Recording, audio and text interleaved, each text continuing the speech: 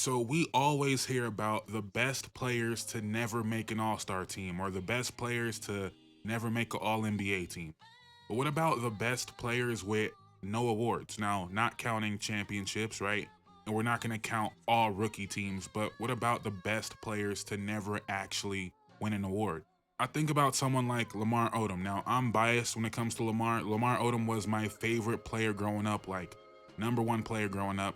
Eventually, I had to, start repping for Kobe because people were playing with his name. But as a kid, Lamar Odom was actually my favorite player.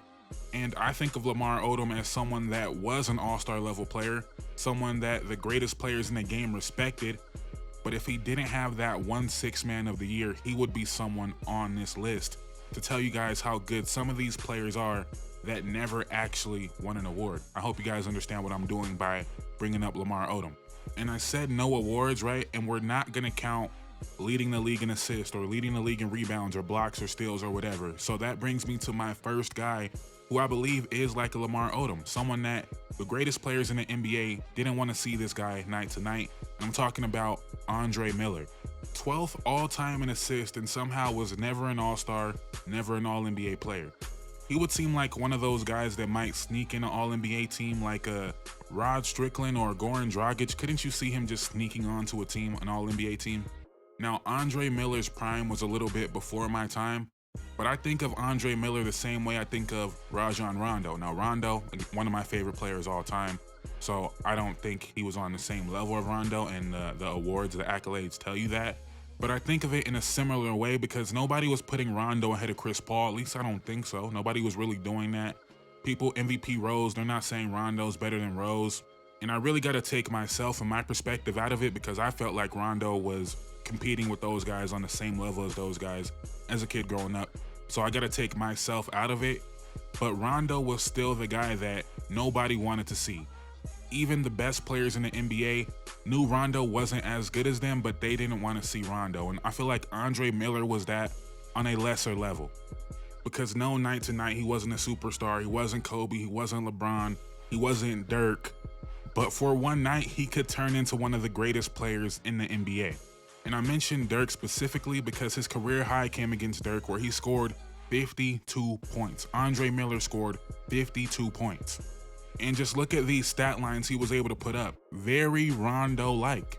And no, I do not think Andre Miller was better than Rondo. As I mentioned, Rondo was one of my favorite players growing up. But if Andre Miller was able to play with the talent Rondo was able to play with, maybe we'd be talking about a Hall of Fame level career. But unfortunately for him, he spent his first 3 years in Cleveland and left to go to LA 2 years before LeBron was drafted. I'm not sure what happened there. I don't know why Cleveland wouldn't have wanted him at that point. The year before he left Cleveland, he averaged 16 points and 11 assists, played 81 games. I'm not sure why you don't keep that player, but maybe he's the one that wanted to leave.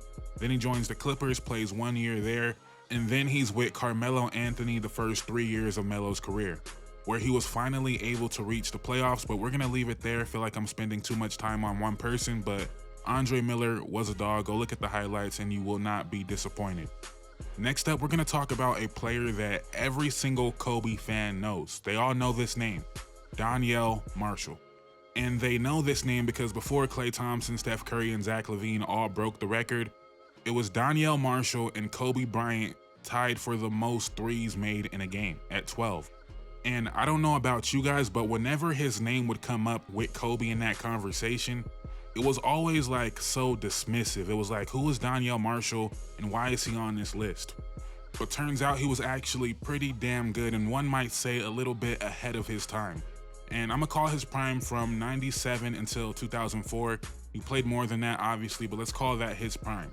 And in those years, he averaged 13 points per game, 8 boards per game, over a steal, over a block, and he shot 37% from three from the power forward position in the late 90s and early 2000s. And I know that doesn't sound great, but a power forward in the late 90s that was able to give you 15 points per game some seasons, able to give you 8 boards a game, over a steal and a block, and knock down his threes, that player is the exact player that every team in the NBA is currently looking for.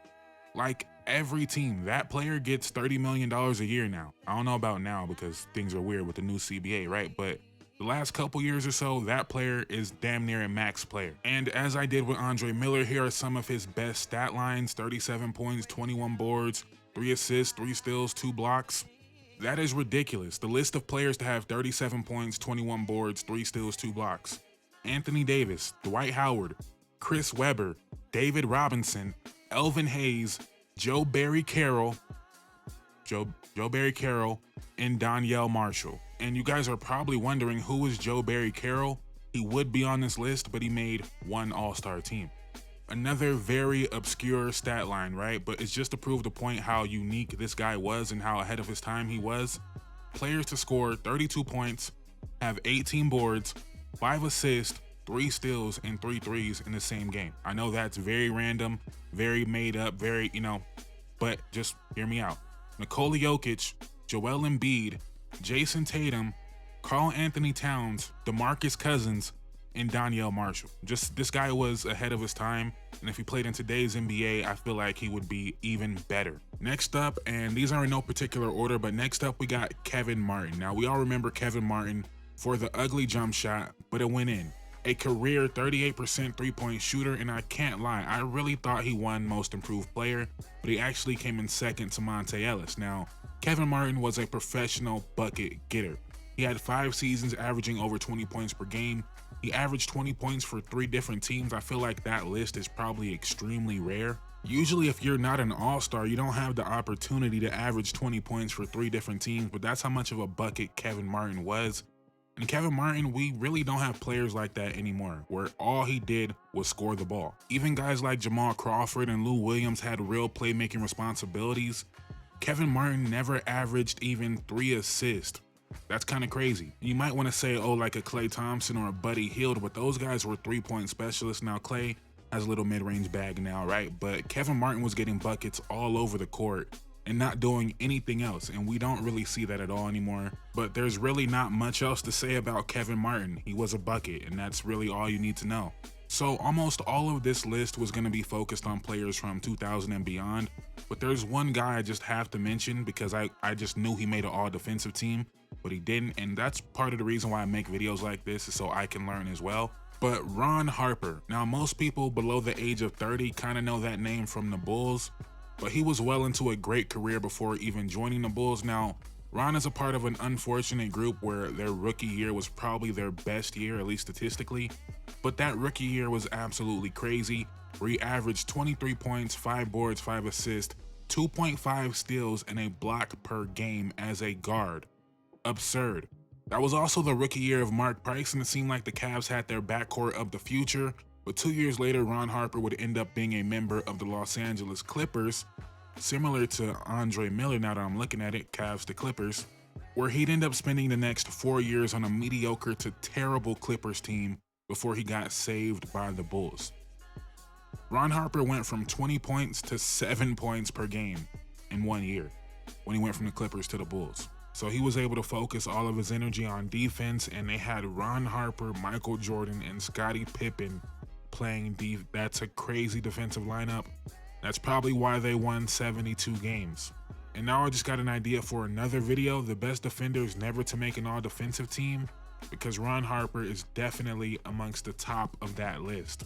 But one last thing, one little nugget. In his last 6 years, he won 5 championships, 3 with the Bulls and 2 with the Lakers, because he was a part of the Kobe and Shaq Lakers as well. And he was a key contributor on all of those teams besides maybe the last one with the Lakers. But I would venture to guess that has never been done, maybe like in the 60s or something, but 5 championships in 6 years to end your career is crazy.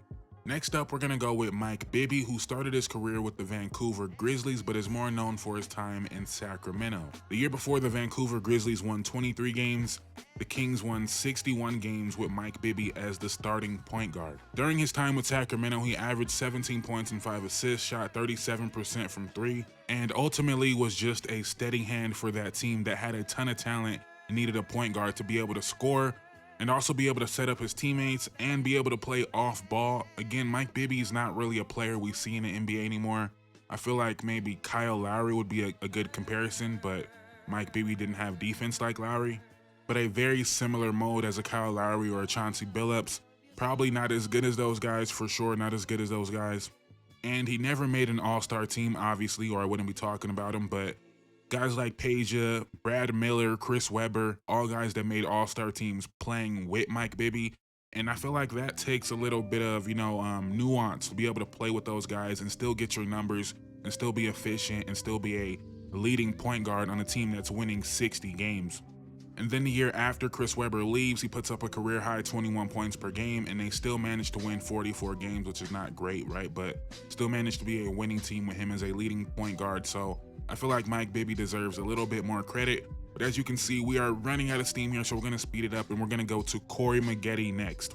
And maybe I have a soft spot for these mid-2000s Clippers teams because couldn't afford to go to Lakers games, so I went to a couple Clippers games, right?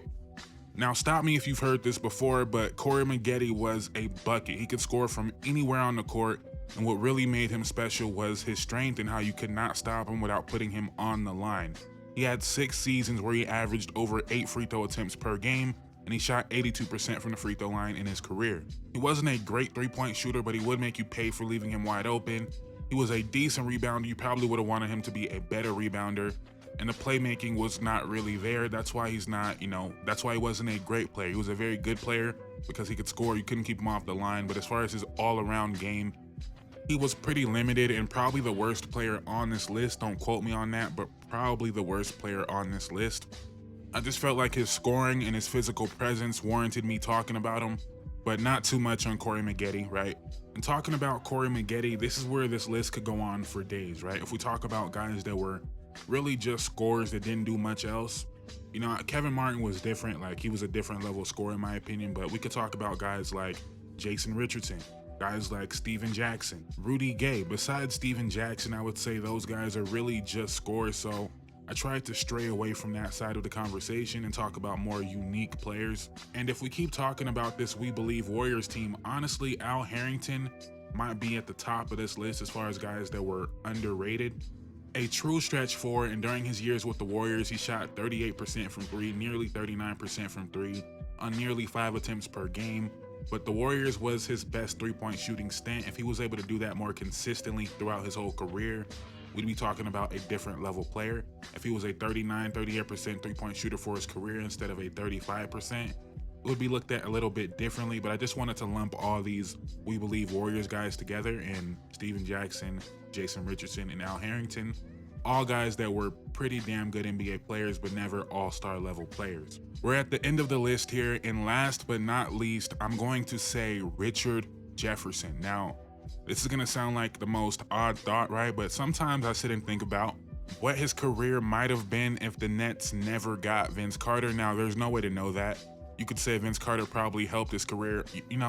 That's not really an argument to make. I just think about that sometimes randomly as a basketball fan because Richard Jefferson was in the middle of a breakout year before he got hurt, and the Nets decided to trade for Vince Carter after he got hurt. Makes sense. They were still trying to compete, and Vince Carter was still, quote unquote, in his prime at this time. So it made all the sense in the world. But he was averaging 22 points, 7 boards, and 4 assists. Now, he wasn't doing it efficiently, but it's the early 2000s. Who cares, right? It was only 33 games before he ended up tearing a ligament in his wrist, and he averaged 4 turnovers, 4 assists to 4 turnovers. Not great, but he never really got back on the pace he was on after the Nets acquired Vince Carter. It would take 3 years for him to average 22 points again in the 07-08 year, which he averaged more points than Vince Carter. But the next year, Richard Jefferson would go on to Milwaukee, and the Nets would keep Vince Carter. So that doesn't mean anything. Who knows what Richard Jefferson could have been? I don't think it's a coincidence that that year I'm talking about, where it seemed like he was going to reach a star level, was also his most inefficient season when he was asked to do more as a playmaker. It's not a coincidence that that was his career high in turnovers. So maybe the Nets seen that and said, you know what? He's not a playmaker. Let's not put him in that role. Let's get a real scorer next to him. And they went out and got Vince Carter. So that makes sense, right? But I just say that to say at one point, it looked like Richard Jefferson was about to become a star. He was on the Olympic team. Like, it looked like he was going up, and it never quite sustained at that level. But even still, a better player than he gets talked about. We kind of talk about him like he's a joke now, like he's a meme, right? Like he was just a role player his whole career. But no, Richard Jefferson was a focal point of a Nets team that was okay, right? It was a Nets team that was okay for majority of it. Like, once Vince Carter got there, they were no longer this great team competing for a final spot. Like Richard Jefferson's peak wasn't on those finals teams, but he did average 15 points per game on 50% shooting on a team that went to the finals. He did do that. So again, I think he's overall just underrated because of his TV personality now, but Richard Jefferson was a very good player. And that's where we're going to call it. We can name a bunch of other players. We could do this all day. We can go to the 90s, the 70s, the 80s. We could do it all. A player that's probably going to end up on this list is Jamal Murray, but I feel like we could wait and see with that one. Although I don't believe he's going to make an all-star team. I don't believe he's going to make an all-NBA team. So he's probably going to be on here, but we can wait until that actually happens to talk about it. A player that really crossed my mind was Michael Thompson, but I'll probably save that for another video to make on him specifically. Purvis Short, a bunch of players. Let me know in the comments down below some other players from any era, really, but majority, 80s, 90s, 70s, guys that I may not know about. But let me know in the comments down below what you thought about this list. Who did I miss from this list? Is there anybody on this list that shouldn't be on this list? And remember, no awards, no All-NBA teams, no All-Defensive teams, no six-man, no Most Improved. The only awards that are acceptable are championships and all-rookie teams. So it's kind of hard to find those players, but I think I did a good job. Let me know how I did in the comments down below. Thank you guys so much for watching. I appreciate all the love on the recent videos. Thank you guys so much for watching. Please drop a like. Please comment. Please subscribe. It will mean the world to me. I'm out. Peace.